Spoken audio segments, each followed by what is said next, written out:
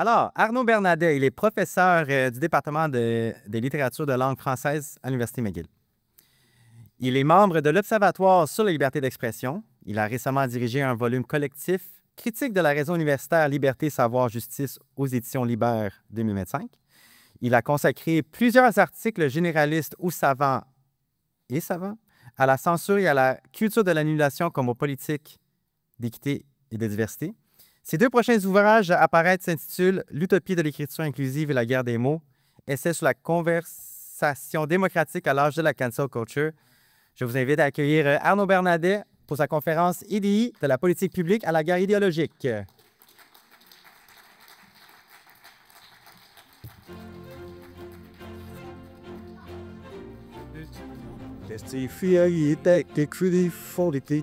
Je pense que t'as juste à peser.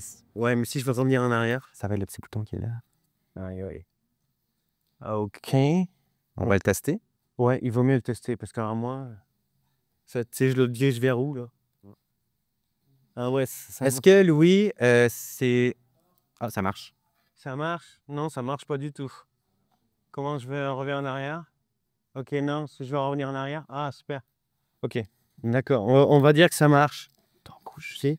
Ça, c'est le bouton rouge pour quoi faire? Revenez en arrière. OK. Avancer. Et ça, c'est le gros vert. OK, d'accord. Merci beaucoup. Merci à toutes et à tous. Donc, merci à Muriel, évidemment, pour l'invitation à la cure de manière donc, plus générale. Alors, je vais parler d'un sujet, une question qui a été abordée donc, un petit peu par Charles, qui est la question des EDI, hein, donc toutes ces politiques, une équité, diversité, inclusion, ça circule sur toutes les lèvres, au fond. Mais qu'est-ce que c'est exactement? Donc, j'ai intitulé ça, je vais m'en expliquer assez rapidement, de la politique publique à la guerre idéologique. Je partirai d'événements contemporains, donc récents, je dirais au cours des 2 dernières années, au fond, et peut-être dans les semaines qui ont précédé et qui ont suivi l'élection et la prise de fonction de Donald Trump à la tête des États-Unis, on a vu, et au Québec y compris évidemment, on a vu des chroniques, des tribunes, des lettres, des pétitions se multiplier dans l'espace public en faveur ou contre les politiques EDI, équité, diversité, inclusion. Alors, il n'est pas toujours facile, évidemment, puis on va creuser la question donc ensemble, il n'est pas toujours facile de savoir exactement ce que définit cet acronyme. Si je faisais un sondage, je pense que j'aurais à peu près des réponses pas mal contradictoires ou divergentes autour de ça. Alors, on peut partir au moins de l'idée que, si le rouge est trop flashy, vous mettez vos lunettes de soleil, mais on peut partir au moins d'une définition minimale et s'entendre au moins donc, là-dessus. Ce qu'on appelle le DI, donc en règle générale, ce sont effectivement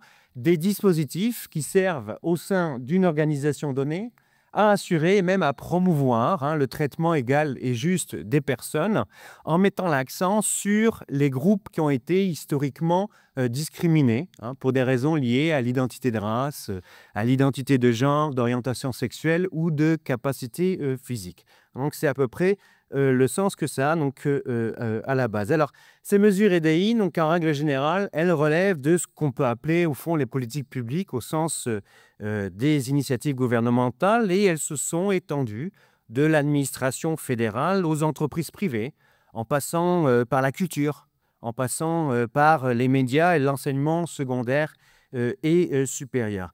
Mais en raison de la conception de la justice qu'elle véhicule, c'est aussi devenu, les mesures EDI, un objet, je dirais, très, très polémique. Il y a peu de temps encore, on ne trouvait pas d'entreprise ou d'administration en Amérique du Nord, alors ça va de la ville de Montréal à CBC ou Radio-Canada, en passant par Meta ou Google, on ne trouvait pas d'entreprise qui ne possède et ne se targue de posséder un plan donc, EDI.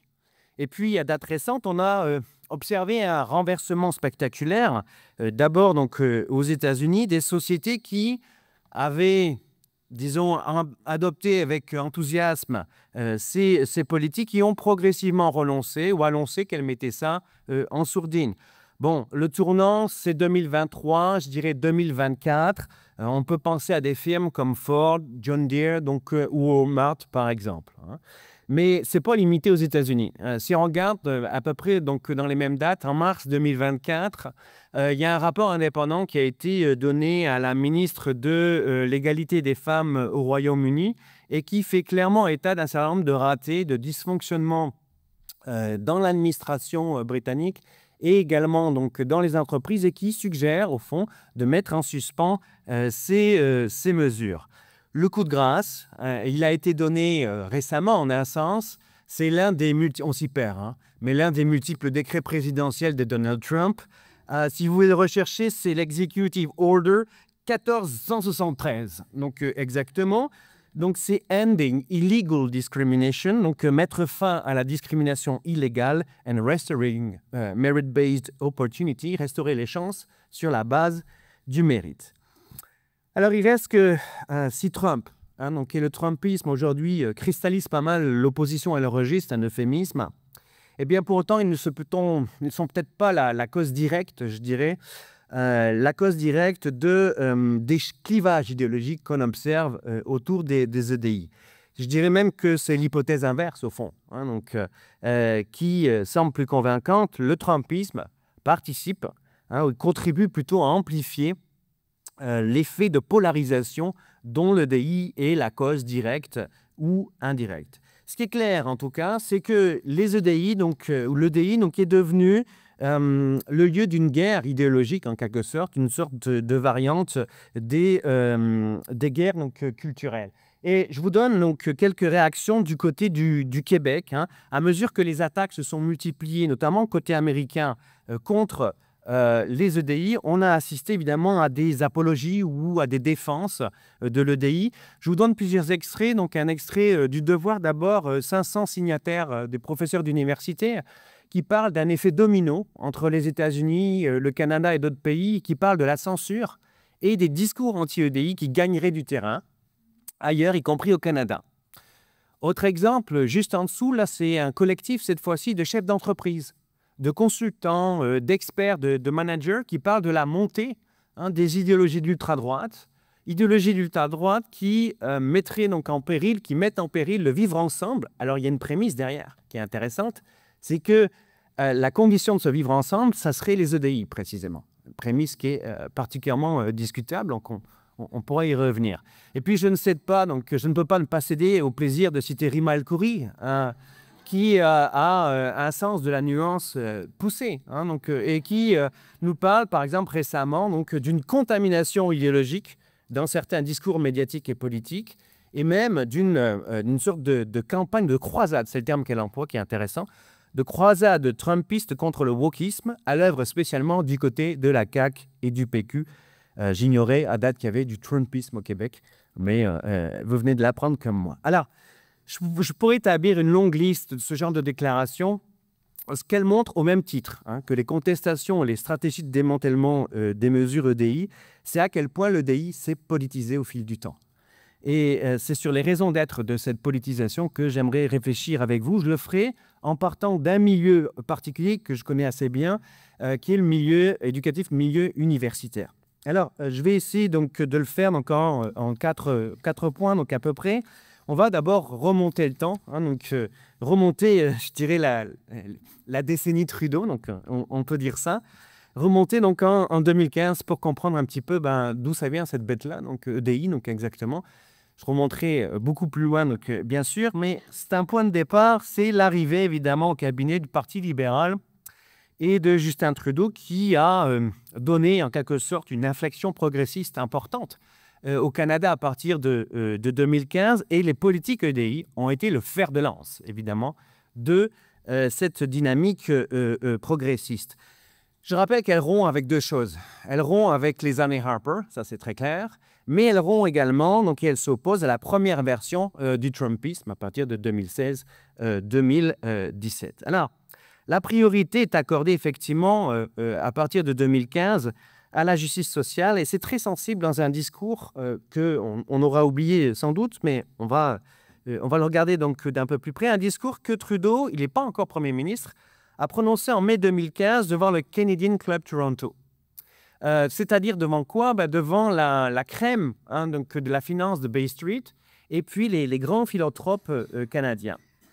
Et il est très clair, il dit, mais il faut a new direction, une nouvelle direction au Canada, et il dit qu'il faut restaurer, il est clair, le principe d'équité. Le terme qu'il emploie, ce n'est pas equity, c'est fairness. L'équité serait inhérente donc à l'identité, à l'histoire du Canada.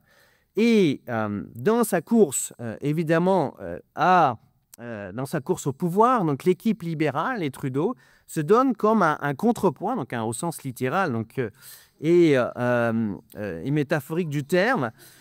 Il dit, ben voilà, regardez, il renvoie le gouvernement Harper à son impuissance. Il dit, Mr. Harper can't afford to do this. Donc, il ne peut pas se permettre de le faire, d'aller du côté de la justice sociale, but we can. Et entre les deux, il marque une pause. Il ne faut pas oublier, il est boxeur, Justin, mais il est aussi professeur de théâtre. Il sait ce qu'il fait, but we can, c'est évidemment une allusion, donc une citation au slogan de Barack Obama. Et ça donnait donc à l'époque des accents très réformistes à sa rhétorique, à son discours. Alors, son programme est clair, donc il est ancré dans la solidarité. C'est un programme qui trouverait même sa force, dit-il, dans la diversité incomparable de la population canadienne.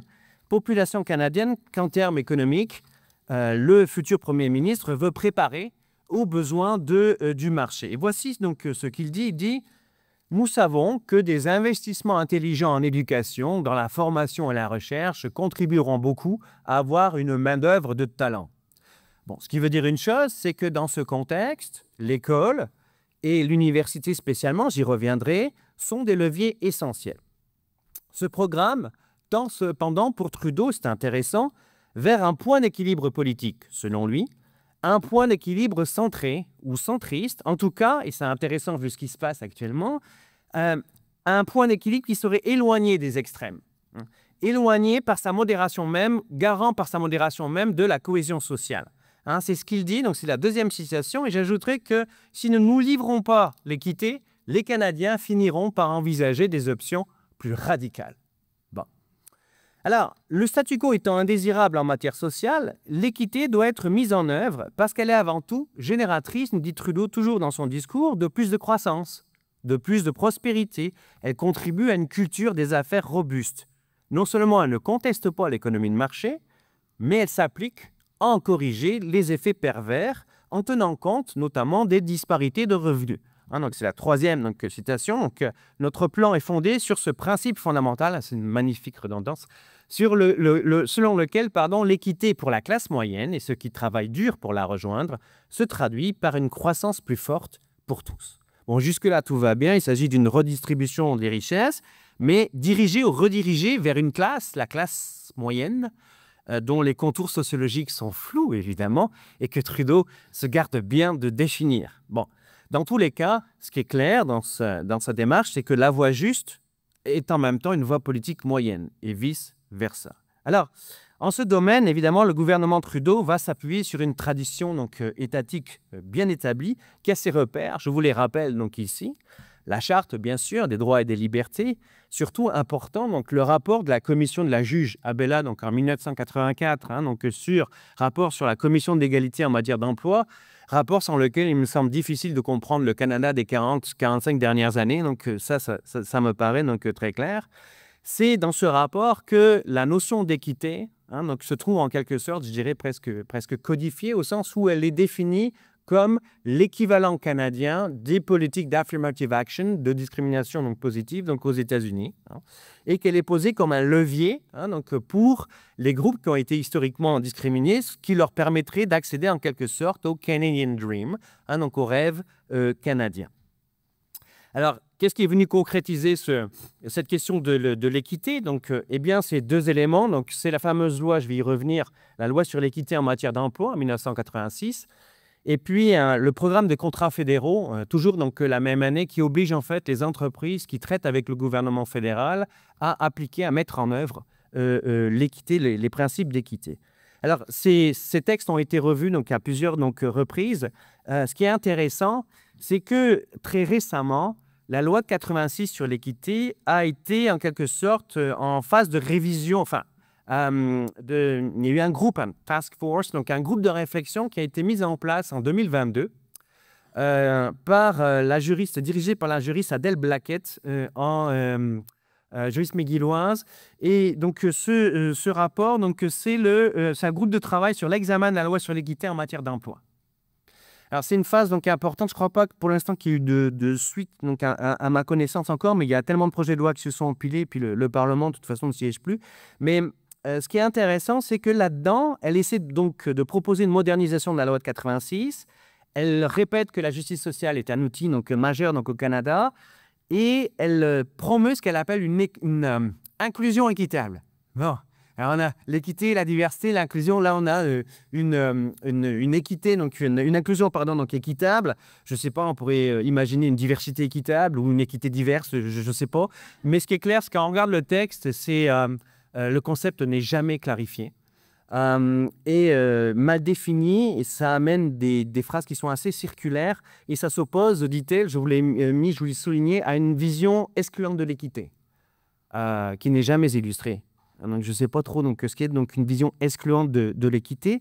Quoi qu'il en soit, au terme de ce rapport, elle fait un certain nombre de propositions qui sont intéressantes, et elle va ajouter aux 4 groupes qui sont reconnus par la loi de 86 et qui sont reconnus également dans le rapport Abella de 84, hein, les fameux 4 groupes désignés, les femmes, les autochtones, les minorités visibles et les personnes en situation de handicap. Elle va donc, ce groupe de travail a rajouté la catégorie donc, LGBTQ+, ce qui est souvent donc, dans la pratique, et elle propose également de dissocier de la catégorie de minorité visible, d'en faire une catégorie à part, celle des Noirs. Donc, c'est une proposition qui est très claire donc, dans le dossier, et elle propose même évidemment que minorité visible soit remplacée par minorité racisée, parce que ça serait moins colonial. Je vous en laisse juge. Alors, dans le discours qu'il a prononcé en 2015, je remonte le temps au Canadian Club Toronto, la conception que Trudeau se fait de l'équité, encore une fois, j'insiste, ne déroge en aucune manière à l'idéologie du profit. Elle sert de correcteur au capitalisme, hein, c'est très clair. Or, après la pandémie mondiale, face au risque de récession et aux désavantages accrus subis par les groupes les plus vulnérables sur le marché donc, du travail, liés à la croissance économique et la cohésion sociale est devenu encore plus pressant pour le gouvernement donc, fédéral. Il y a une expression qui le résume très bien, que j'aime beaucoup. C'est la notion qui est complètement oxymorique. Hein. C'est une alliance de mots, c'est une espèce de monstre un peu bizarre, mais c'est la inclusive growth. C'est la croissance inclusive. Hein. Donc, on met de l'inclusion un peu partout. Il y en a dans l'équité, donc, etc. Donc, mais là, c'est de la croissance inclusive. Et c'est merveilleux parce qu'on trouve cette expression circuler où? Par exemple, dans les dossiers promouvant la diversité de l'entreprise d'experts consultants McKinsey, dont on connaît l'influence auprès du gouvernement canadien, n'est-ce pas? Ou encore, ça doit être un hasard sans doute, dans le dossier, le rapport du groupe de travail sur l'examen de la loi sur l'équité en matière d'emploi. Il parle aussi de croissance inclusive. Hein? Bon. Alors, tous ces éléments donc, sont donc majeurs et je vais m'arrêter, donc c'est mon deuxième point, sur l'instrument qui permettrait de promouvoir au fond cette équité et les formes nouvelles d'équité. Cet instrument, Trudeau l'a désigné dans son discours de 2015. Cet instrument, c'est l'enseignement et la recherche. Il le souligne lui-même, l'objectif, c'est de former la meilleure main-d'œuvre hein, qui soit. Et là-dessus, Trudeau a une conception ouvertement utilitariste des savoirs. Hein. Les libéraux, les conservateurs s'entendent comme des larrons en foire en ce qui concerne la conception de l'université des savoirs. Mais ce n'est pas un hasard. Si l'université a été au cœur des politiques EDI ces dernières années, Charles y faisait donc, allusion donc, tout à l'heure, elle a servi à la fois de lieu théorique et en même temps de terrain d'expérimentation privilégié de ces mesures. Je pourrais même dire, sans trop m'avancer, à vrai dire, que c'est probablement le secteur où ces politiques sont les mieux enracinées. Hein. Et à mon avis, elles ne sont pas prêtes d'en partir. En tout cas, elles y ont trouvé, ces politiques EDI, un terrain idéologique très favorable et, à mon avis, au prix d'un certain nombre de malentendus. Alors, le point tournant, je vous le rappelle, ça a été, on fait un peu d'histoire, désolé. Ça a été mai 2017, avec le plan d'action de la ministre fédérale des Sciences et des Sports, Kirsty Duncan. Ce plan d'action, il va obliger les universités à atteindre un certain nombre de quotas en matière de diversité. Et vous le savez, l'éducation est une compétence des provinces. Donc, la question pour le gouvernement fédéral, c'est comment s'immiscer dans les questions éducatives. Donc, la fenêtre que va utiliser le pouvoir fédéral, ça va être évidemment le programme des chaires de recherche du Canada. Pour rappel, ce programme de chaires de recherche a été mis en place en 2000-2001 et à l'époque, c'était un moment important de redynamisation de la recherche donc, au Canada. On réinvestissait donc massivement dans la recherche. Et donc là, on assiste en 2017 à un deuxième volet de ce programme. et qui se met, donc, qui est sous le signe de la diversité donc, et de l'équité. Et on va obliger les universités, à l'horizon de 2029, d'atteindre un certain nombre sur les chaires de recherche, d'atteindre un certain nombre de quotas. 50,9% de femmes, c'est ce qui est indiqué, vous avez la liste. 4,9% d'autochtones, 7,5% de personnes en situation de handicap, 22% de personnes dites racisées, étant entendu que les établissements qui n'atteignent pas ces cibles seront privés de leur chaire de recherche. Hein, c'est musclé donc, comme politique. Étant entendu également que l'enveloppe allouée à ce programme, à ma connaissance, dernière estimation chiffrée donnée sur les sites les pages fédérales, c'est 311 millions de dollars, from coast to coast, pour l'ensemble des universités canadiennes. Bon. Alors, il y a plusieurs volets à ce plan. Je vais en énumérer 3, puis je vais m'arrêter surtout sur le dernier. Le premier volet, c'est un volet juridique. Donc, pour rappel, au moment où a été mis en place ce programme, il y a eu des plaintes. En 2003, il y a eu des plaintes qui légitiment la sous-représentation des femmes et des minorités visibles dans l'obtention, donc le recrutement des professeurs qui avaient été donc, sur ce programme doté donc, de chaires. Il y a eu un accord qui a été trouvé en 2006, et puis le gouvernement Harper a dit oh, oui, on va essayer de corriger donc, ces inégalités. Et la réflexion a continué, mais il va falloir attendre le gouvernement Trudeau donc, pour qu'il y ait un coup de pied d'accélérateur. Le deuxième volet, il est financier. Compte tenu des sommes allouées à ce programme, c'est déjà le cas en 2000-2001, ça s'accroît évidemment en 2017. Vous comprendrez bien que c'est une manière pour Ottawa de fidéliser financièrement et idéologiquement les universités partout au Canada, une question plus sensible au Québec que dans les autres provinces. Bon. Et la question, c'est de savoir, c'est quoi la marge exactement entre, d'un côté, l'interventionnisme de l'État, parce qu'on est dans cette logique-là, a priori, c'est-à-dire que l'État se mêle intervient pour corriger les inégalités du milieu savant. C'est ça, donc, le discours officiel. En même temps, en un sens, il y a une forme d'ingérence aussi. Donc, on rentre dans l'espace donc, éducatif, d'une part, puis on oriente ou préoriente les postes de chaire, ce qui veut dire qu'on met à mal leur autonomie institutionnelle. Bon. Alors ça, c'est le deuxième aspect. Troisième point, le point théorique. Le plan d'action de Kirsty Duncan, il apparaît à un moment donné où se multiplient toute une série de publications savantes qui portent très précisément sur des questions de sous-représentation, sur des questions de diversité, notamment de diversité ethnique, notamment un ouvrage majeur, je mets des guillemets à majeur, mais un ouvrage majeur dit « Equity Myth, Racialization and Indigeneity at Canadian Universities » qui paraît exactement, au moment où le plan Duncan se met en place en mai 2017, l'ouvrage paraît à ce moment-là aux presses de l'Université de Colombie-Britannique. Il y a une synchronie parfaite. Bon, mais c'est pas ça qui m'intéresse, juste c'est que si on regarde des chercheurs aux dirigeants politiques, c'est une grosse équipe de sociologues qui a commencé son travail dans les années 2011-2012, puis donc c'est le produit donc, fini en quelque sorte cet ouvrage-là. Et si on regarde le vocabulaire qu'ils emploient, les préoccupations qui sont les leurs, le diagnostic qu'ils mettent en place, c'est la même obsession, le même discours que chez les dirigeants politiques à ce moment-là. Leur diagnostic, c'est quoi? C'est la sous-représentation spectaculaire, donc en effet, des groupes cibles, et particulièrement deux d'entre eux, les autochtones et les minorités visibles. Alors, l'ouvrage, il est présenté sur les pages des organismes subventionnaires de recherche comme un ouvrage fiable, un ouvrage très sérieux. C'est relayé donc, par les fonds de recherche du Québec aussi, qui disent « Ah mon Dieu, voilà, ça c'est un super ouvrage », donc ils l'ont référencé, etc., donc, de manière donc, tout à fait donc, sérieuse. Et on trouve ça, cet ouvrage référencé dans toutes les bureaucraties EDI qui se sont multipliées. Les bureaux EDI qui se sont multipliés dans les établissements universitaires partout au Canada depuis 2017. Bon.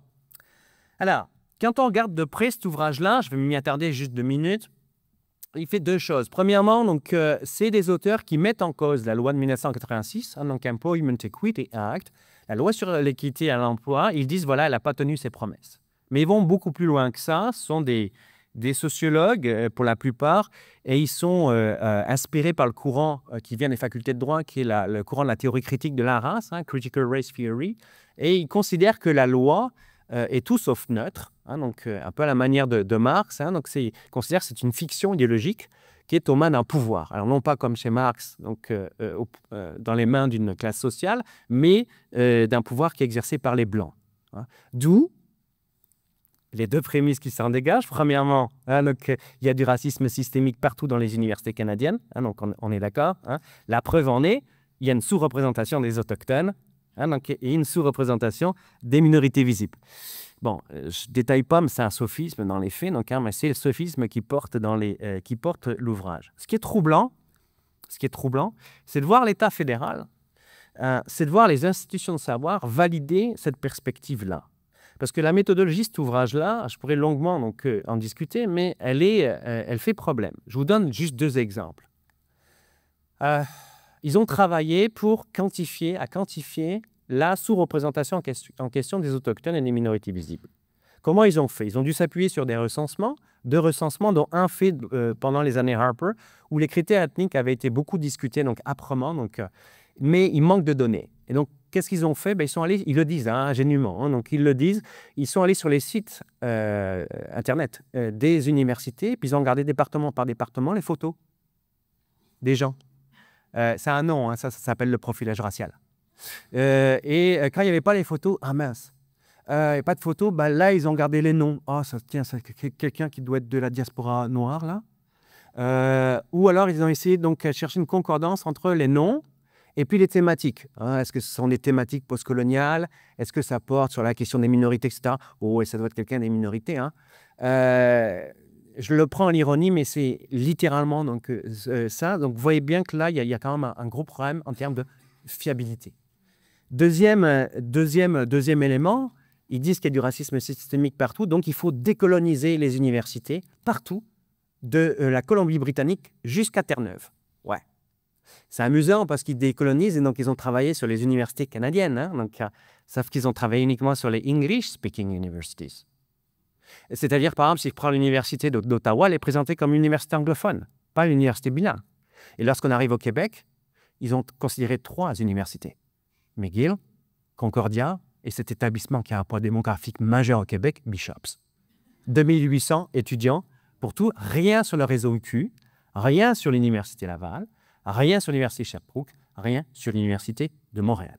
Alors, ce qui est intéressant dans ce type d'ouvrage, c'est qu'il condense donc, très exactement le cadre idéologique pourtant qu'on trouve dans la plupart des mesures EDI. Alors, ce cadre-là, je pourrais donc le résumer, je vais partir d'une formule, et donc on va affiner, que j'ai trouvé j'adore cette formule-là, dans le livre blanc EDI d'une collègue, Ève Langelier, qui est détentrice de la chaire, donc programme CRC, hein, chaire de recherche, chaire pour les femmes en sciences et en génie de l'université Sherbrooke. Et elle résume bien les choses.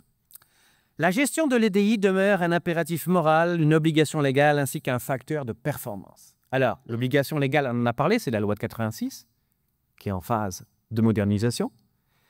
L'impératif moral, c'est remettre le Canada dans l'axe progressiste. C'est toute la question de la justice sociale, c'est Justin et le Parti libéral. Mais je dirais au-delà, j'en parlerai pas, c'est aussi toute une conception de plus en plus militante de la science qui s'est mise en place, installée dans les universités depuis une dizaine d'années.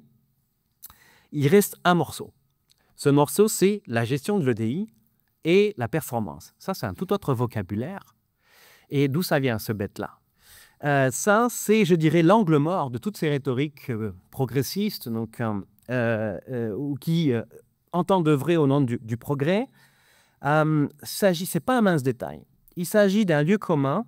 C'est l'idée selon laquelle la diversité du personnel dans une entreprise, alors ça peut être une diversité d'expérience, diversité de formation, mais aussi diversité identitaire, raciale, sexuelle, de genre, etc.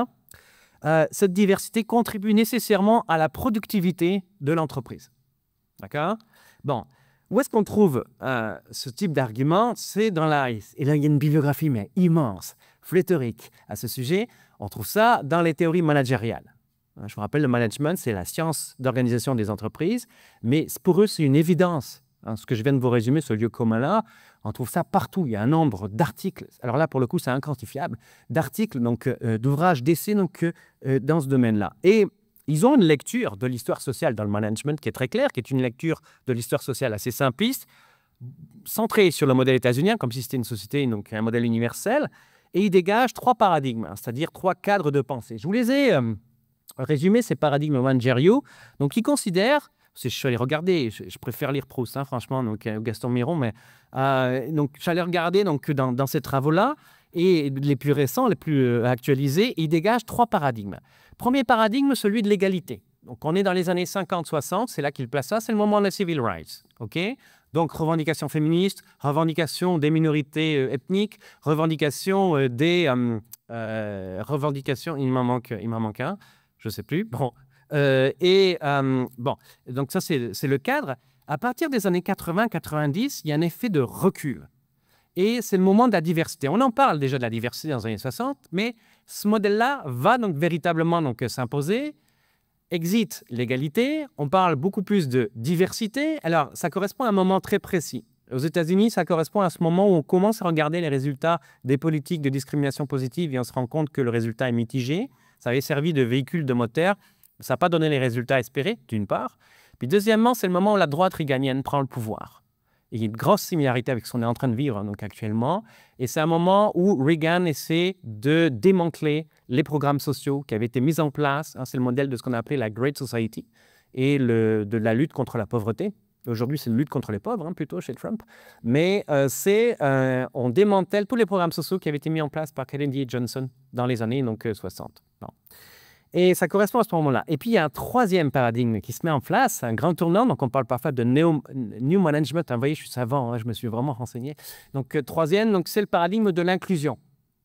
D'où la formule donc, EDI, hein, donc, qui ramasse donc, tout cet ensemble. Alors, il y a des points de repère très, très importants là-dedans. Je vous en donne un monsieur donc, qui s'appelle Roosevelt Thomas, donc, en 1984. Au moment où est rédigé le rapport Abelard côté canadien, il va créer l'American Institute for Managing Diversity. D'accord?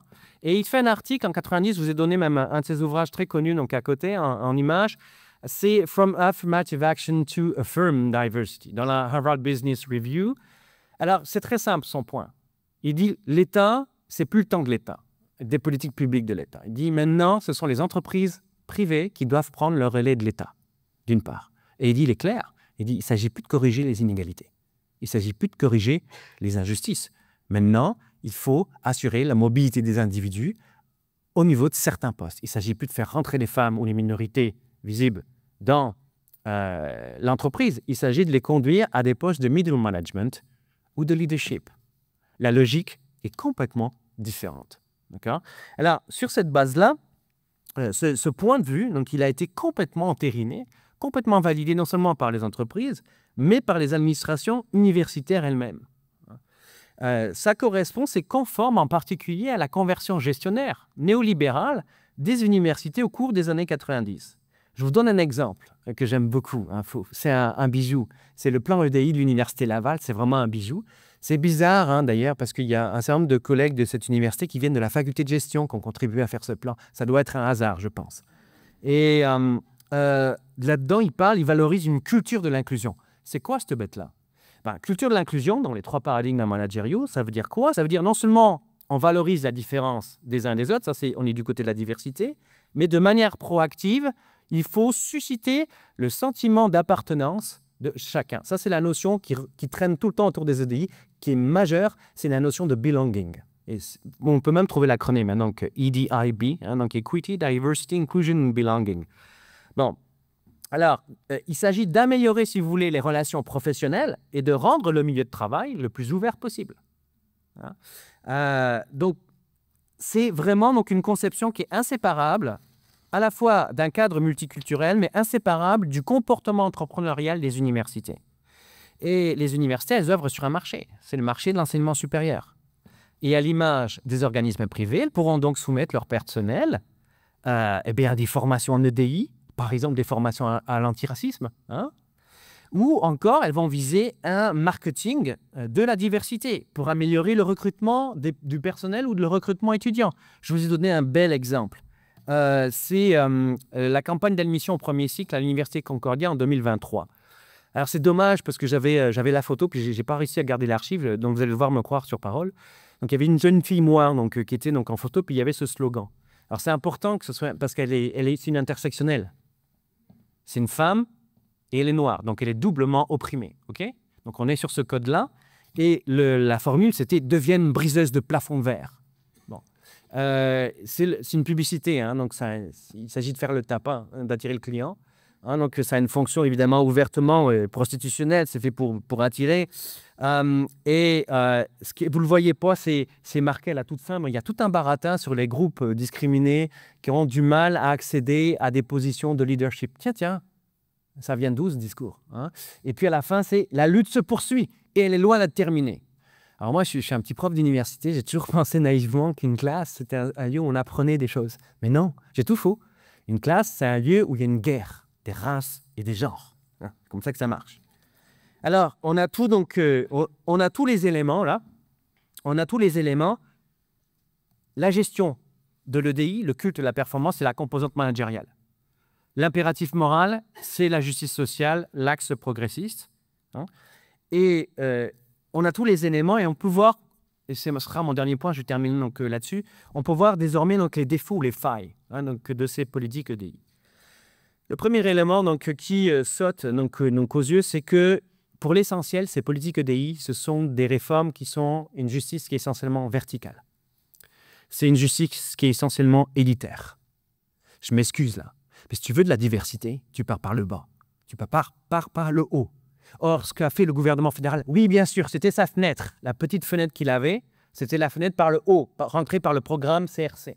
Hein, donc, mais quand on regarde la logique qui est appliquée au niveau de la classe politique, dans les milieux culturels, donc, etc., où c'est ce domaine-là donc, qui est toujours donc, privilégié. Je vais revenir à ça. Donc, ce sont des réformes verticales. C'est des réformes qui, en plus, si je m'en tiens donc, à la question universitaire, négligent un certain nombre de critères. Par exemple, le bassin démographique dont je parlais, évidemment. Donc, si tu veux de la diversité, il faudrait peut-être partir d'abord des étudiants parce que c'est là où se recrutent, évidemment, les professeurs, d'une part.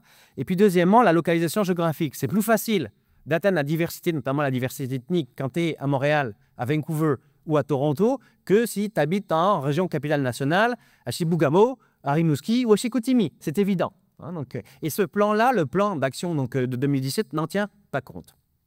Troisième chose, puis ça c'est majeur, les mesures EDI, elles sont centrées sur le genre et la race.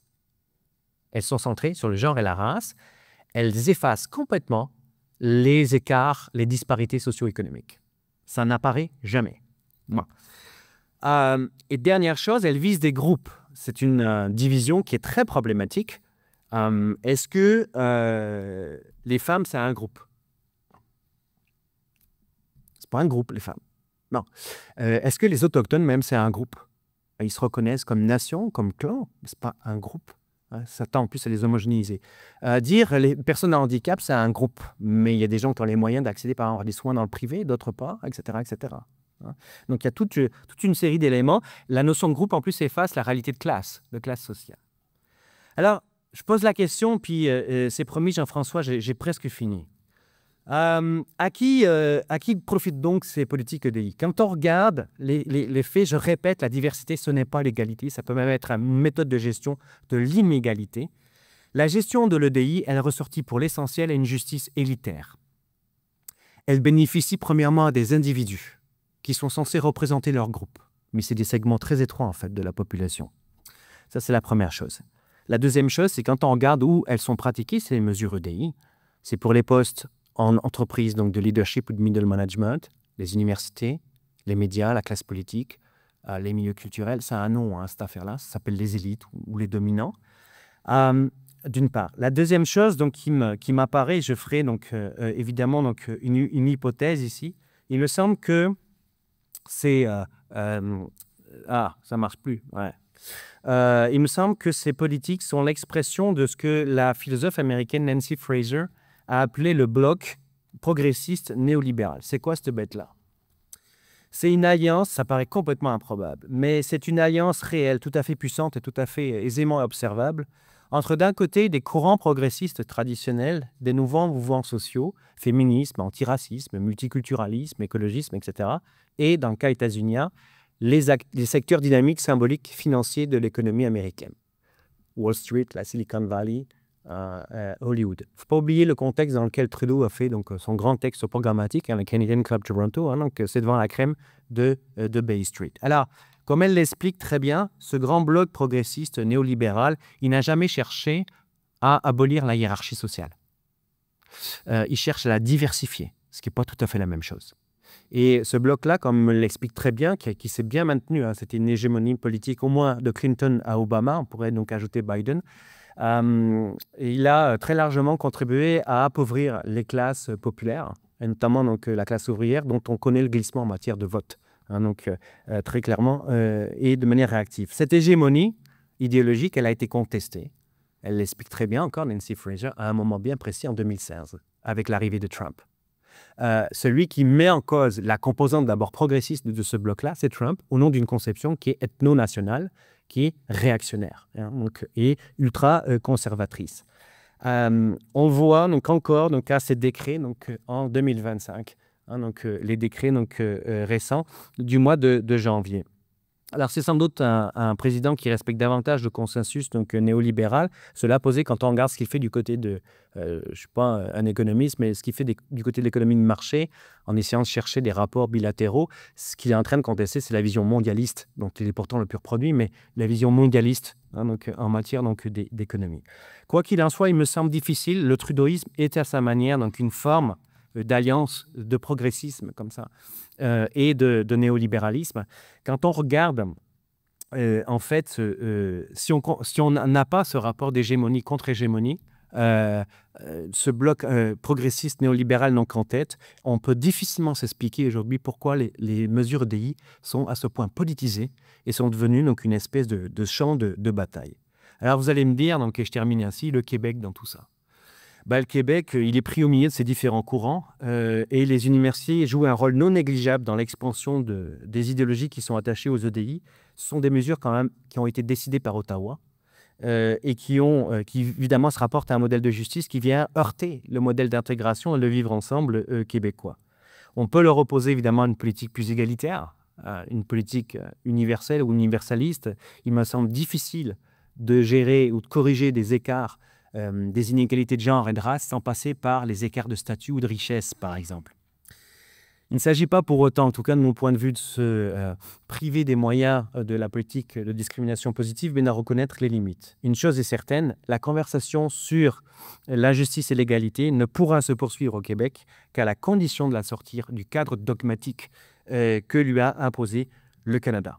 Voilà, je m'arrête là-dessus. Si la question des EDI vous intéresse, je vous renvoie donc, à un ouvrage que j'ai dirigé donc, récemment, qui est sorti, donc, où il y a plusieurs textes sur les EDI, notamment donc, un texte de Yannick qui est juste là, donc, François, donc, il n'est pas là, donc il n'est pas parmi nous, mais qui ont donc, contribué.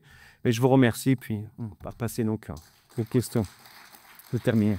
Ça va un peu de temps. Non, c'est ta fait. Ce que d'abord, il doit être 8e banc là-bas au pied, là. Puis on va poser des questions. Merci beaucoup, Arnaud Bernardet.